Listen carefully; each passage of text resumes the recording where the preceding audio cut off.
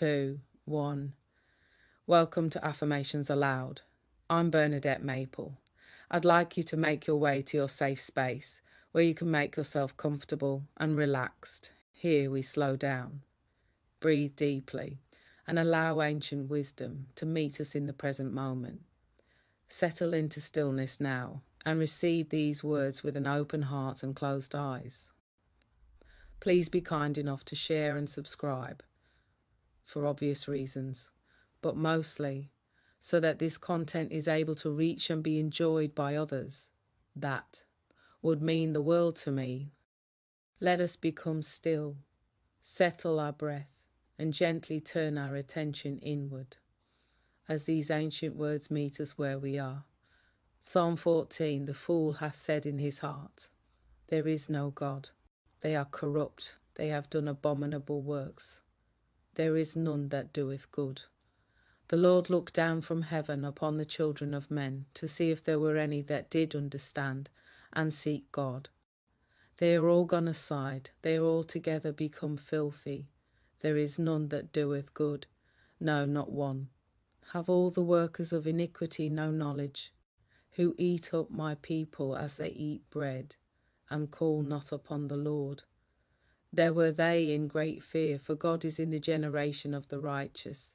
Ye have shamed the counsel of the poor, because the Lord is his refuge. Oh, that the salvation of Israel were come out of Zion. When the Lord bringeth back the captivity of his people, Jacob shall rejoice, and Israel shall be glad. Let's explore Psalm 14 together. Psalm 14 is a sobering reflection on human corruption, spiritual blindness, and the hope of God's salvation. It begins with the statement, the fool hath said in his heart, there is no God. In biblical language, a fool is not simply someone lacking intelligence, but someone who lives as though God does not exist or does not matter. This denial is moral rather than intellectual. The psalm describes how turning away from God leads to corruption and injustice. When people reject divine authority, their actions follow that inward denial, resulting in wrongdoing and harm toward others. Psalm 14 then presents a powerful image of the Lord looking down from heaven to see if anyone understands or seeks him. This portrays God as attentive and searching, not distant or unaware. Yet the conclusion is bleak. Humanity has collectively strayed. There is none that doeth good. No, not one emphasizes the universality of sin. It is not merely a problem of a few individuals, but a condition affecting all people. This theme later becomes foundational in Christian theology, particularly in the writings of the Apostle Paul, who quotes this psalm to explain humanity's need for grace. The focus then shifts to the behaviour of evildoers who eat up my people as they eat bread. This vivid language suggests exploitation and oppression carried out casually and without conscience. The wicked act as though there will be no accountability because they call not upon the Lord. However, the psalm declares that God is present with the righteous and serves as a refuge for the poor and oppressed. Even when injustice appears dominant, God aligns himself with those who trust in him. The closing verse turns from lament and indictment to hope. It expresses a longing for salvation to come from Zion, symbolizing God's dwelling place and covenant faithfulness. The psalmist looks forward to a time when God will restore his people and bring joy in place of suffering. This ending reminds readers that corruption and injustice do not have the final word. Though humanity is flawed and often rebellious, God's plan includes redemption and restoration. Psalm 14 therefore moves from exposing the seriousness of sin to affirming the certainty of divine rescue and future rejoicing. Affirmations inspired by Psalm 14. I choose wisdom that acknowledges God in all my ways. I refuse to live as though God is absent. His presence shapes my thoughts and actions.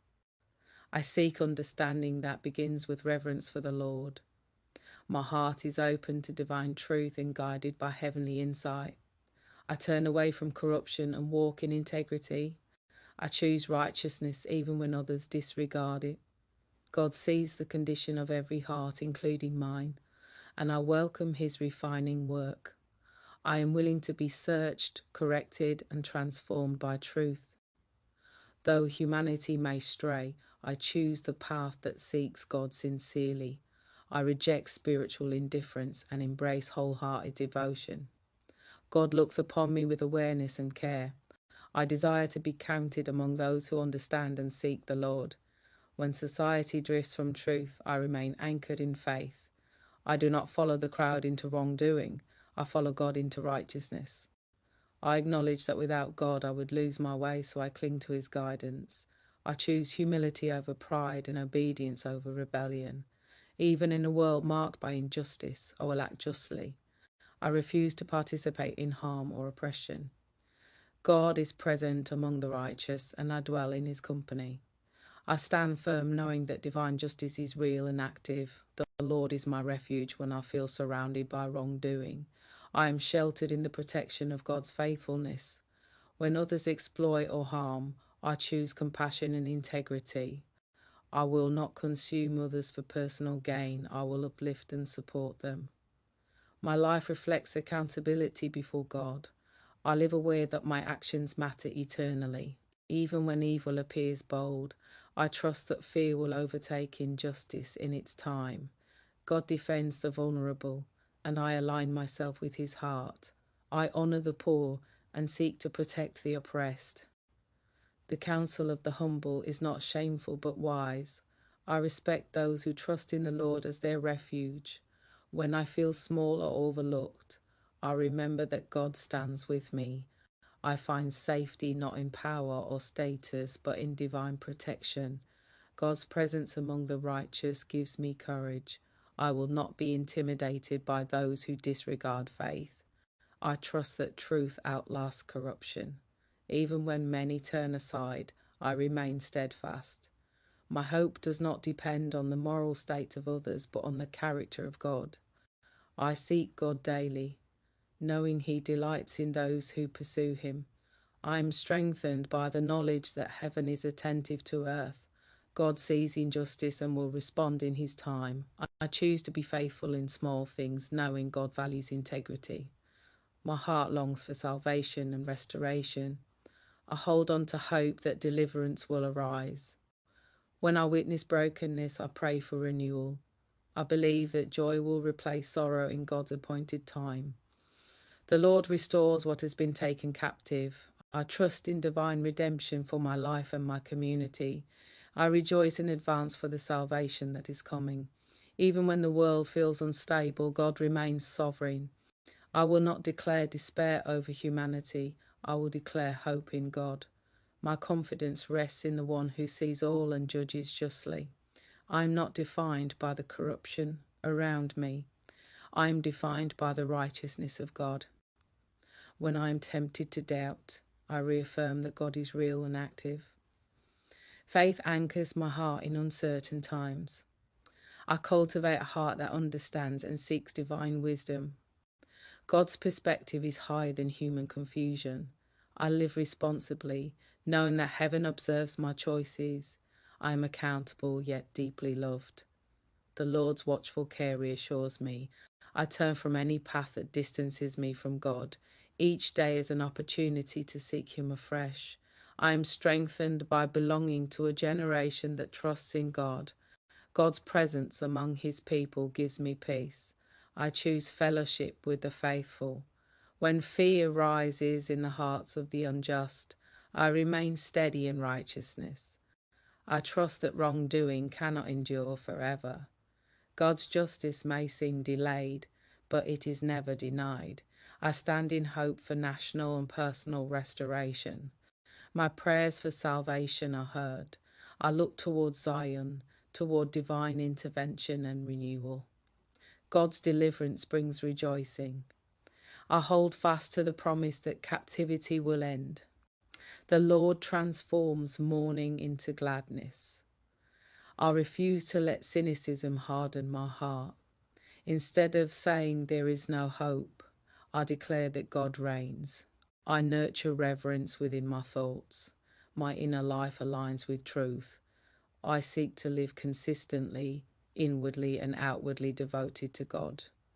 Integrity begins in my heart and flows into my actions. God empowers me to stand apart from corruption.